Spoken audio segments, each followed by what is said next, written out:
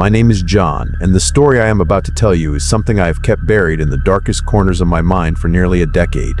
Even now, as I sit in my warm apartment with the heater humming, the mere memory of that winter makes my hands shake. It was a cold December, the kind where the frost bites deep into the bones, when my parents decided we would spend the winter break at my grandmother's house in a remote fog-shrouded town in the north. My grandmother's house was a relic of a bygone era. It was a sprawling, three-story mansion built of dark stone and ancient oak. Inside, the ceilings were so high they seemed to disappear into shadow, and the floorboards groaned under even the lightest step. I was initially excited. The house felt like something out of a Gothic novel, but that excitement turned to a cold, hollow dread the moment we stepped through the front gates. The first few days were deceptively peaceful. The house smelled of lavender, old books, and the wood fire that Daddy kept burning in the hearth. We spent our afternoons drinking hot cocoa and listening to her stories about the town's history. However, the atmosphere shifted on the fifth day of our stay. It was a Tuesday afternoon. My parents and grandmother had been invited to a community luncheon at the local church. I had a slight cold, so they decided it was best for me to stay home and rest by the fire. "We'll be back in a few hours, John. Keep the doors locked and don't play near the attic," Dottie warned, her eyes lingering on the dark staircase for a second too long. Once the car pulled out of the driveway, the house became unnaturally silent. I was sitting in the library trying to focus on a book when the first anomaly occurred. The heavy iron fireplace tongs, which were leaning securely against the stone, suddenly flew across the room and clattered against the far wall.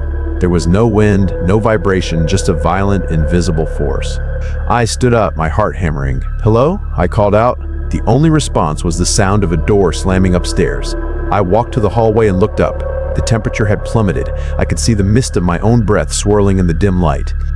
Then, from the floor above, I heard it, the distinct sound of a marble rolling across the floorboards. Clack, clack, clack, clack. I was terrified, but I convinced myself it was just the old house reacting to the cold. When my family returned later that day, I chose to remain silent. I didn't want to ruin the holiday with what sounded like childish imagination. I told them I had spent the afternoon napping. But the silence was just the calm before the storm. 2 nights later, a local festival was being held at the town square. It was a grand event with music and a massive feast. My parents were eager to go, and Dottie insisted on joining them. However, I was drowning in my winter vacation homework. I had 3 essays to write and a mountain of math problems. "I really need to finish this, Mom," I said, pointing to my textbooks. "You guys go. I'll stay here, finish my work, and we can have a late-night snack when you get back." Reluctantly, they agreed. By 8:00 p.m., the house was mine. I set up my workspace in the large dining room on the ground floor, thinking the bright chandelier would make me feel safer. For the first hour, the only sound was the scratching of my pen and the occasional pop of the dying embers in the fireplace. Then, at exactly 9:30 p.m., the chandelier began to sway. It started as a gentle vibration, but within seconds, the massive crystal fixture was swinging wildly, shadows dancing like demons across the walls. I scrambled back from the table, my books falling to the floor. Suddenly, every light in the house went out. The darkness was absolute, thick, and suffocating. I reached for my phone, but the battery, which had been at 80%, was now completely dead. In the silence, I heard a sound that made my skin crawl. It was a wet, dragging sound coming from the basement door at the end of the hall. Scritch, drag, scritch, drag. I stood frozen as the basement door creaked open. A pale, sickly light began to emanate from the hallway. His skin was the color of a bruise, a sickening mix of purple and gray. But it was his face that broke my spirit. He had no eyes, just empty, hollow sockets that seemed to leak a dark, viscous fluid. His mouth was stitched shut with rusted wire, yet I could hear a muffled, agonizing scream coming from within him. The ghost glided toward me, its movements jerky and unnatural. With every step it took, the frost on the windows thickened until I couldn't see the moonlight anymore. I tried to run for the front door, but a pile of heavy furniture chairs, tables, even a heavy sideboard suddenly slid across the floor, blocking my exit. "What do you want?" I screamed, my voice cracking. The entity didn't answer. It raised a skeletal hand, and I felt a sudden, crushing pressure around my throat. I was being lifted off the floor by an invisible grip. I thrashed and kicked, gasping for air, as the ghost drifted closer. Its face was now inches from mine, and the smell was unbearable, the stench of a 1,000-year-old grave. The stitches on its mouth began to pop and tear. A black, oily mist started to pour out of its throat, coiling around me like snakes. I felt my strength fading, my vision turning red as the ghost prepared to finish me. Crack! The sound of the front gates swinging open echoed through the house. The headlights of my father's car swept across the dining room windows. "John, we brought you some dessert!" My mom's voice rang out from the porch. The moment the key turned in the lock, the pressure on my throat vanished. I fell to the floor, gasping for air as the lights flickered back to life. I looked up, expecting to see the monster, but the room was empty. The furniture that had blocked the door was back in its original place. The only evidence of the nightmare was the deep, purple bruises forming around my neck. My parents and Dottie burst into the room, their faces full of joy. They saw me on the floor, pale and shaking. "John, what happened?" my dad asked, rushing to my side. I looked at my grandmother. She was staring at the basement door, her face a mask of pale terror. She knew, she had always known, but I couldn't find the words. I told them I had a sudden, severe panic attack because of the darkness during a power flick. We left the very next morning. My parents were worried about my health and decided it was best to return to the city where the doctors were. As we drove away, I looked back one last time. Standing in the highest window of the attic was the tall, thin man in the shroud. He wasn't moving, he was just watching. Since that winter, I have never visited my grandmother's town again. She passed away a few years later, and the house was left empty, eventually falling into ruin. Some say the neighbors still hear screams coming from the basement on cold December nights. As for me, I never sleep without a light on, and I never, ever stay home alone during the winter. Because I know that somewhere, in a dark stone house in the north, the guest is still waiting.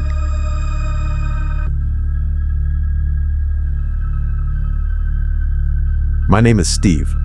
I'm 17, a high school senior, and until last December, I was the kind of guy who lived for logic.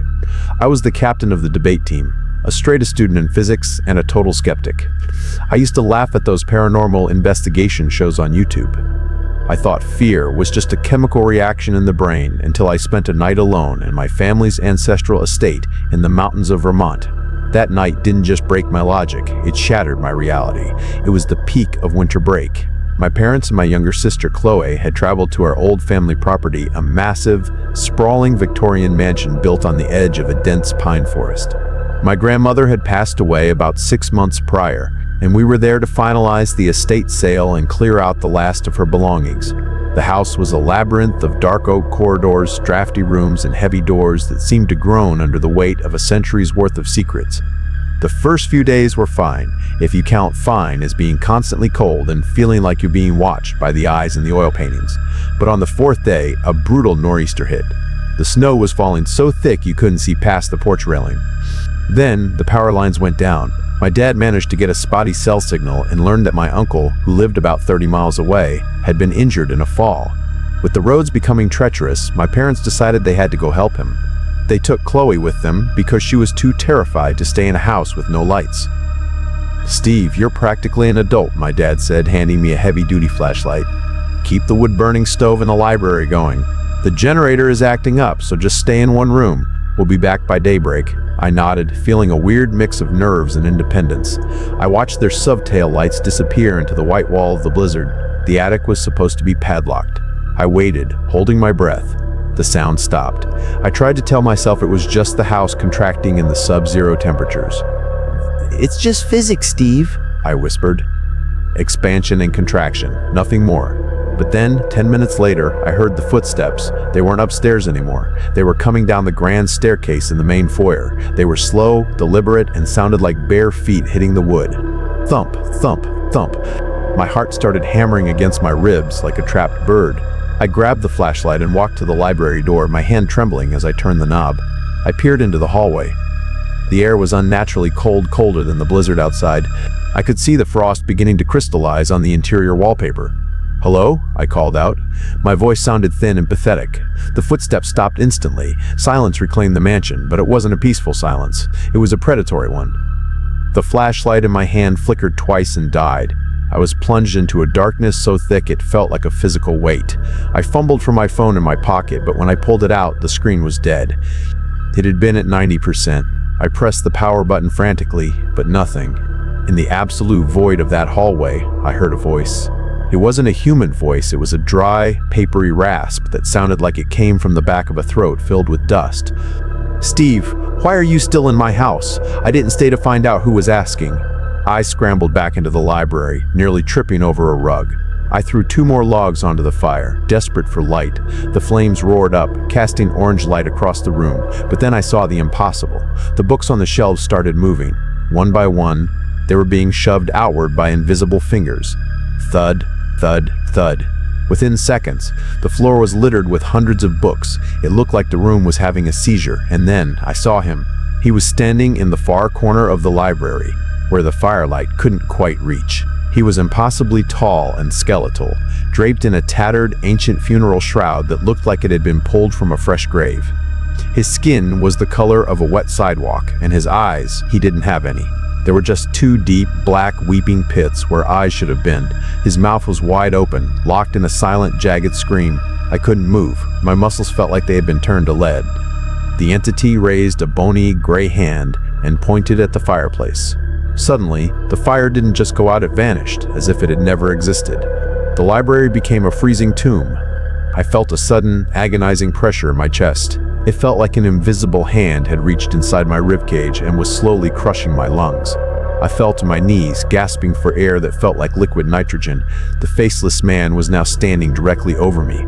I could smell the rot on him, the smell of damp earth and a century of isolation. He reached down, his long, spindly fingers hovering inches from my throat. I could feel the malice radiating off him. It wasn't just a ghost, it was the personification of the house's dark history. "You don't belong here," the voice roared, not in my ears, but inside my skull. I tried to crawl away, but my limbs wouldn't obey. The entity's fingers touched my forehead. The sensation was a cold so intense it felt like fire. I felt my consciousness beginning to flicker out, a dark tide rising to swallow me. I was sure this was it. The entity let out a high-pitched, vibrating shriek that sounded like glass breaking. It recoiled from the light as if the photons were acid. In a sudden swirl of gray mist, it vanished into the ceiling. The front door was kicked open, and I heard my father's voice. Steve, we're back!" The road crew cleared the pass. I managed to drag myself up, my legs shaking like jelly. When my parents walked into the library, they found me standing in a room covered in fallen books, my face as white as a sheet.